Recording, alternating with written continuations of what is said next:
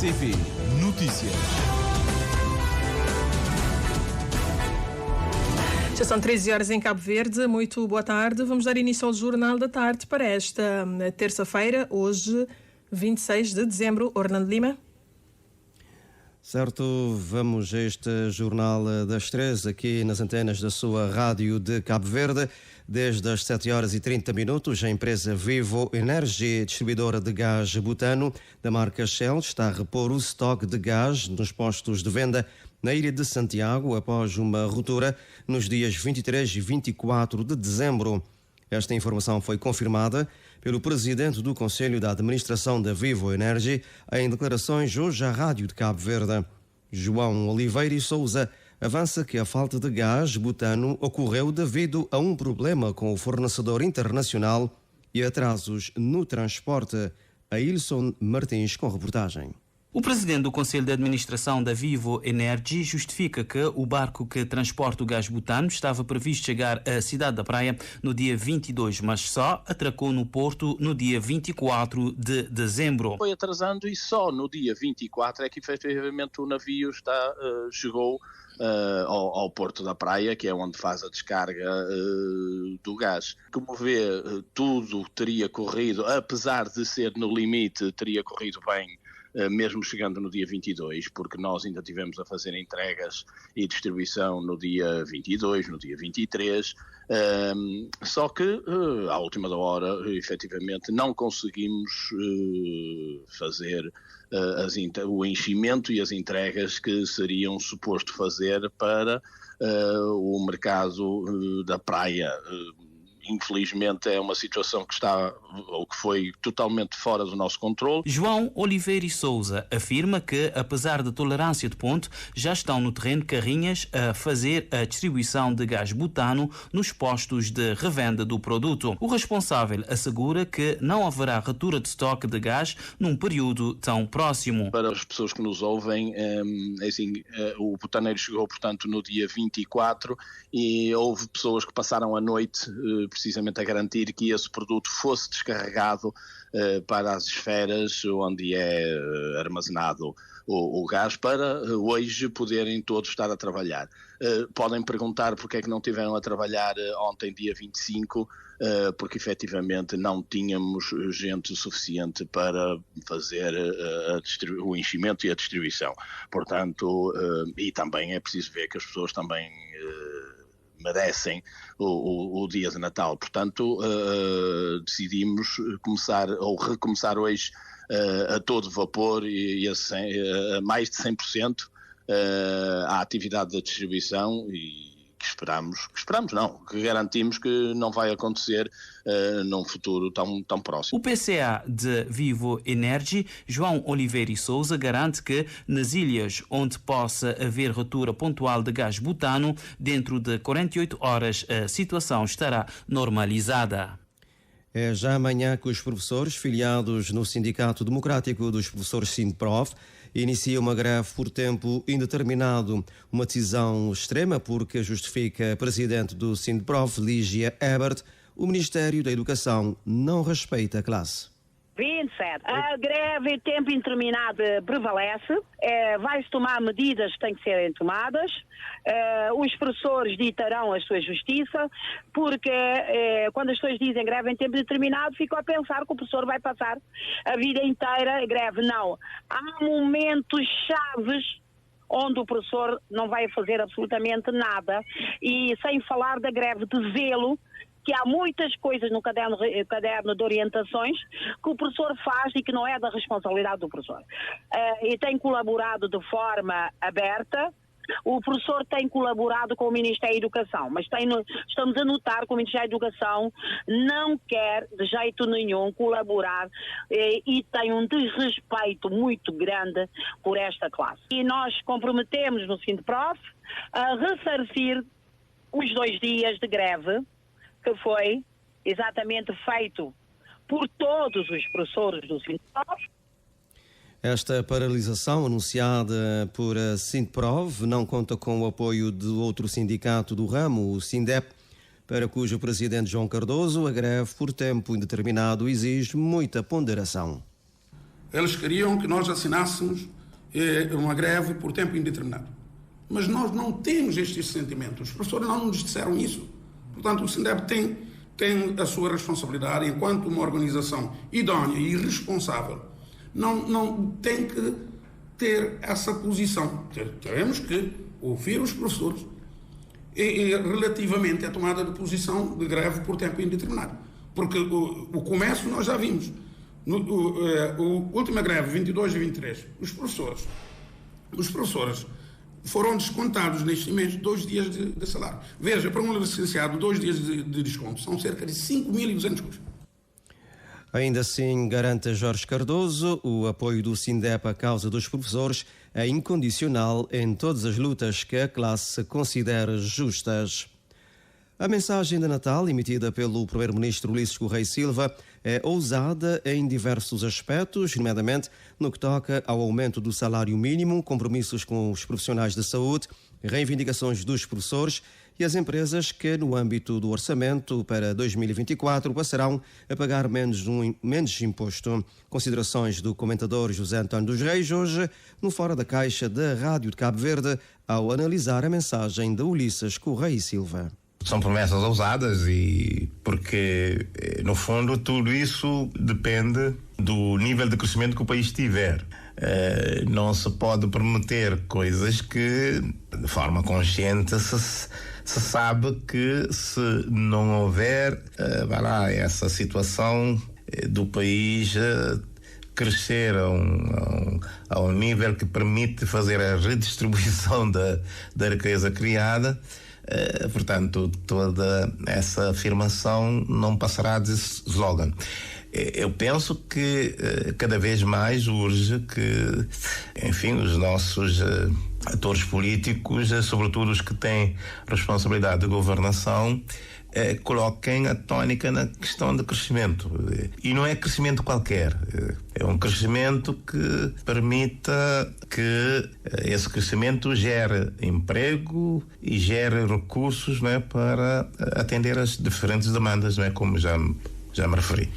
José António dos Reis considera fundamental que as mensagens por esta altura do ano sejam de confiança e esperança em dias melhores, tendo em conta os desafios que o país tem pela frente. O grande desafio do país é o desafio de crescimento e precisamos crescer muito mais para podermos atender às necessidades em termos de emprego e de satisfação das necessidades básicas, e quando falo isso é na redução da pobreza e sobretudo da pobreza extrema. São esses os grandes desafios, mas o primeiro e grande desafio é crescer, porque sem haver crescimento não poderemos satisfazer as necessidades, não é? Dísparas. Ainda em reação, portanto, à mensagem do Primeiro-Ministro Ulisses Correia Silva por ocasião do Natal, ouvimos já alguns partidos políticos. O presidente da UCIT diz estar surpreendido com a mensagem de Natal endereçada ao país pelo Primeiro-Ministro. João Santos Luís entende que o chefe do governo esconde algo, tendo em conta a real situação vivida pelos cidadãos. João Santos Luís adianta que o Primeiro-Ministro deveria pôr a mão na consciência perante diversas situações que Cabo Verde vive atualmente. Nós estamos a referir principalmente para as camadas mais vulneráveis economicamente que ainda continuam a ter muitas dificuldades. Ao longo do ano 2023, nós tivemos um aumento de salário que não repôs a perda de poder de compra para os cabo-verdianos, de uma forma geral. Nós tivemos aumento de salários, sim, de 1%, de 2%, de 3,5%, mais alto de 3,5%, e, portanto, esse 3,5%, com uma pessoa que ganha 15 mil escudos, portanto, ficou com um aumento de cerca de 550 escudos, o que, portanto, efetivamente não veio a corresponder à alta subida, principalmente dos preços dos bens da primeira necessidade. Então, e o Sr. Primeiro-Ministro não fala em nenhum momento disto. Portanto, o Sr. Primeiro-Ministro ignora essa questão. Depois, o Sr. Primeiro-Ministro também ignora a situação relativamente aos compromissos assumidos com os profissionais de saúde e também com, digamos, com a classe docente. Nós estamos a referir diretamente aos professores. portanto, as classes docentes e classes não docentes, né, que, portanto, são os operacionais. Esses compromissos não foram efetivamente pedidos. Houve, digamos, ao longo do ano 2023, uma série de greves e manifestações relativamente à recuperação da dignidade, principalmente dos professores e também, portanto, estou-me a referir também dos profissionais de saúde, que o Sr. Primeiro-Ministro devia colocar a mão na consciência e dizer claramente que o Governo não conseguiu, efetivamente, digamos, repor a situação, repor a legalidade nesse aspecto. De forma que, por outro lado, em termos de transportes aéreos e marítimos, nós também, todos os viram qual foi o sufoco que em 2023 nós tivemos nesta matéria. E o Sr. Primeiro-Ministro também ignora esta parte, não é? Ignora pura e simplesmente a conectividade do país ao longo do ano de 2023. Nós sabemos que ainda bem pouco tempo nós tivemos um aumento de 25%, portanto, de forma unilateral pela empresa que explora, digamos, as linhas, portanto, marítimas de passageiros e de cargas interilhas, e o Governo ficou mudo e calado, não diz nenhuma coisa nem outra. Reação aqui do presidente da UCID, um extrato da entrevista em instantes a este Jornal da Tarde, o posicionamento do líder da UCID, João Santos Luís, em relação à mensagem dirigida à nação pelo primeiro-ministro Ulisses Correia e Silva por ocasião destas celebrações da quadra natalícia. Temos aqui outras reações. O MPD também veio a público manifestar a sua satisfação pelo teor da mensagem de Natal do Ulisses Correia e Silva.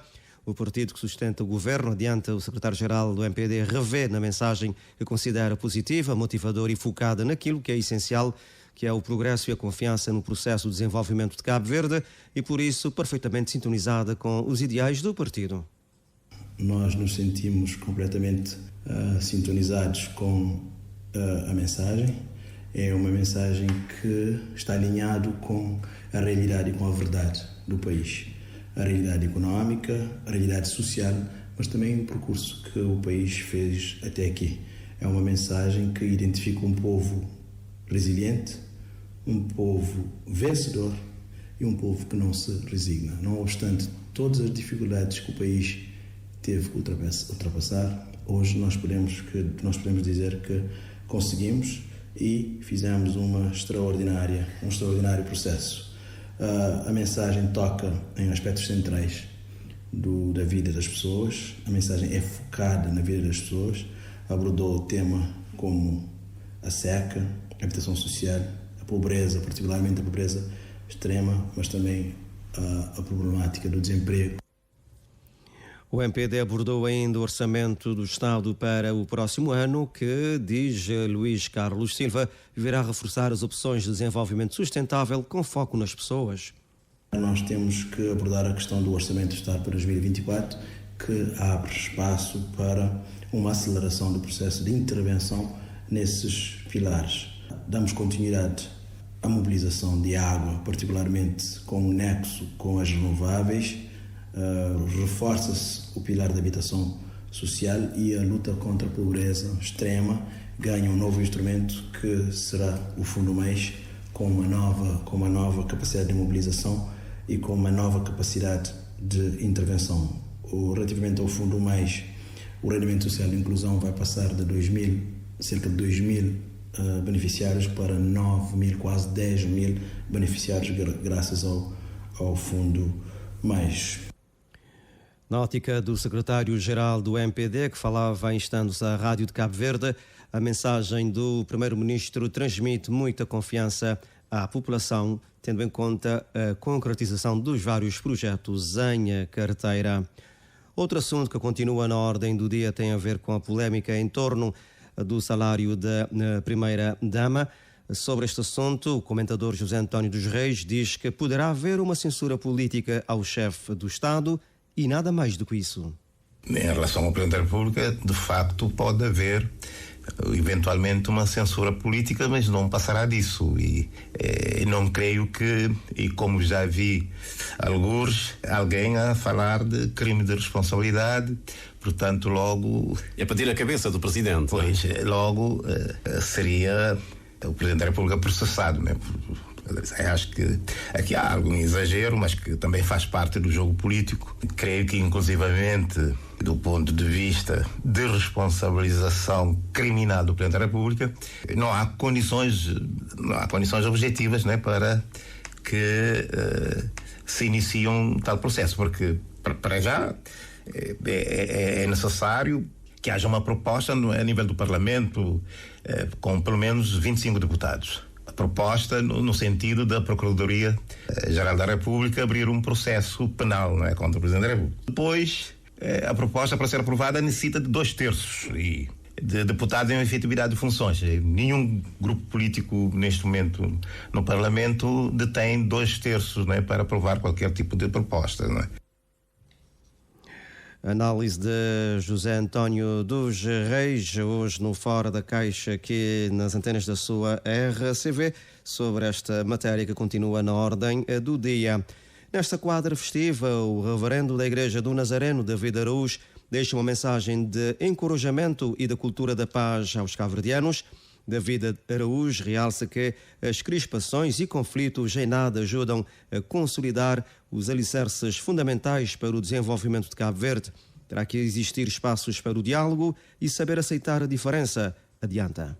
Muitas vezes ficamos entretidos com as coisas que acontecem no plano humano aqui na Terra e nunca pensamos que estamos a passar uma mensagem para as próximas gerações e que é importante aproveitarmos todo o potencial hoje para a construção, para que as próximas gerações possam ter uma vida muito mais feliz e realizada. Entendemos que Deus fez a diferença enriquece, mas muitas vezes o nosso entendimento é que a diferença deverá ser eliminada, o que vem contra aquilo que Deus fez. Ele fez todas as cores, Deus fez todos os homens, Deus deu a cada homem um dom especial e na complementaridade, na interajuda, nós temos progresso e nós temos construção. Quando procuramos eliminar o outro, ficamos mais pobres e o mundo naturalmente vai ficar muito mais pobre. Eu entendo que há espaço para a diferença, que deverá dar sempre lugar para diálogo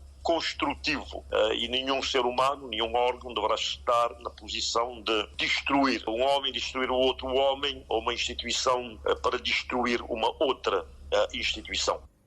O responsável da Igreja do Nazareno pede mais tolerância, diálogo e entendimento entre os principais atores políticos do país, realçando que a diferença de opiniões não pode ser vista como fator de exclusão, mas sim de união. Numa altura em que o mundo vive momentos conturbados, o reverendo exorta os cabo-verdianos a reforçarem a cultura da paz e harmonia, defendendo sempre a palavra de Deus. Uma mensagem de esperança para o mundo. No cântico de Zacarias, Zacarias expressou de forma muito clara que a vinda de Cristo representava luz para todos aqueles que estão em trevas e sombra da morte. Então, uma mensagem que foi bem atual no passado, mas uma mensagem também atual para os dias de hoje. David Araújo deixou uma mensagem particular para os jovens cabo-verdianos, pedindo que sejam mais interventivos e a não perderem a esperança. Democracia e sindicalismo é sob este lema que o Sindicato Nacional dos Professores SINDEB realiza depois de amanhã na praia uma conferência internacional para uma reflexão sobre os desafios da classe, um tema que não foi escolhido por acaso, justifica o presidente do SINDEB, Jorge Cardoso. Não é só em Cabo Verde. Portanto, o sindicalismo está ameaçado a nível internacional. Nós estamos a regressar recentemente do primeiro congresso da CPLP, em que fazemos parte, todos os países da comunidade de língua oficial portuguesa. E nós pertencemos à Internacional da Educação e também Internacional de Educação África, onde que nos nossos encontros as preocupações que nós temos são as preocupações de todos os países que fazem parte dessas organizações. De modo que o sindicalismo está ameaçado e há recomendações a nível internacional, da Unesco, etc., que é precisamente e tem a ver com, principalmente na educação, que é a valorização da educação. Valorização da educação, lembra Jorge Cardoso, anunciando para amanhã um encontro de trabalho com o Ministério da Educação para a discussão de um dos problemas que mais afligem a classe. Porque temos a questão, já temos a calendarização da resolução das pendências, mas, no entanto, neste momento que nós temos, o que mais inquieta os professores tem a ver com o reajuste salarial que, portanto, eu amanhã com o Sr. Ministro eu vou ver qual é a proposta, porque ele conhece a proposta dos sindicatos e nós, no dia 17 do mês de novembro, na ronda negocial em que esteve presente o Sr. Vice-Primeiro-Ministro, o Ministro das Finanças, a Ministra da Administração Pública, o Ministro da Educação, nós, enquanto SINDEP, porque o Governo está teimosamente a dizer que a melhoria salarial será com a revisão do Estatuto, com a nova tabela salarial. Então, nós propusemos uma contraproposta ao Governo, porque se o Estatuto só será aprovado em junho de 2024, então que de janeiro até junho que nós apresentamos uma proposta de melhoria salarial na ordem de 1% ano. A Conferência Internacional sobre a Democracia e Sindicalismo marca os 20 anos da criação do SINDEP, 2 décadas que Jorge Cardoso diz terem sido marcadas pela defesa intransigente dos direitos dos associados. Desencravamento da localidade de Figueiral, no concelho do Paúl, é destacado pelo presidente da Câmara Municipal como uma das grandes realizações deste ano. Entre os desafios, emprego e habitação condigna continuam a ser os mais relevantes, mas o autarca paulense acredita que vão ser ultrapassados com o apoio do governo. Joana Lopes. Um sonho há muito acalentado pela população de Figueiral do Paúl, que deixou de andar a pé para conseguir meios de sobrevivência. Um investimento que trouxe, na ótica do presidente António Aleixo, ganhos a vários níveis, como o ambiente. Tivemos várias realizações com destaque, por exemplo, no âmbito do desencravamento das localidades, com a construção da estrada para Figueira, um local onde não havia estrada, diferente de outros locais que já havia qualquer coisa onde as pessoas pudessem deslocar de automóveis. Uma estrada no meio da ribeira, vale muito fértil, onde as pessoas há muito estavam à espera desta construção, tendo em conta tanto o potencial em termos agrícolas e em termos turísticos. E o ambiente sai a ganhar? Claro que sai a ganhar. É muito, com acessibilidade é muito mais fácil, por exemplo, sensibilizar as pessoas para a colocação do lixo no devido lugar. Parte da população tende a deixar a ilha por falta de emprego e habitação condigna. Desafios que, acredita o presidente da Câmara local, serão ultrapassados com o apoio do governo. O desemprego e a habitação social, o desemprego com a saída de muitas pessoas, mas por falta de emprego qualificado, porque as pessoas trabalham apenas na agricultura, uma agricultura ainda de subsistência, que não motiva muitas pessoas, principalmente os jovens. Acreditamos que o próximo ano 24 será melhor, tendo em conta todo o plano da retoma, e aqui entra o nosso grande parceiro, que é o governo, com todos os projetos no âmbito do turismo e não só, e isso dá-nos garantia do aumento da taxa de emprego para a fixação das pessoas. Deslocalização do aterro sanitário controlado para um local mais apropriado, distante da estrada, é uma outra conquista. Investimento que rondou os 20 mil contos. E no início do ano, que já bate a porta, os equipamentos para melhor acondicionamento de lixo estarão na ilha, acredita o presidente da Câmara do Paúl, António Aleixo.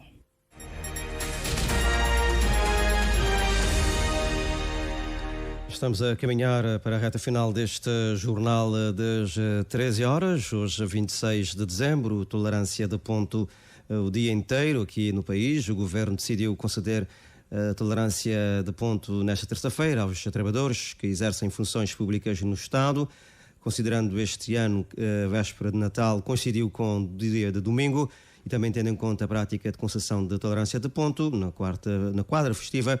em todo o território nacional. Foi, portanto, decretada esta tolerância de ponto hoje, conforme justificou o Governo.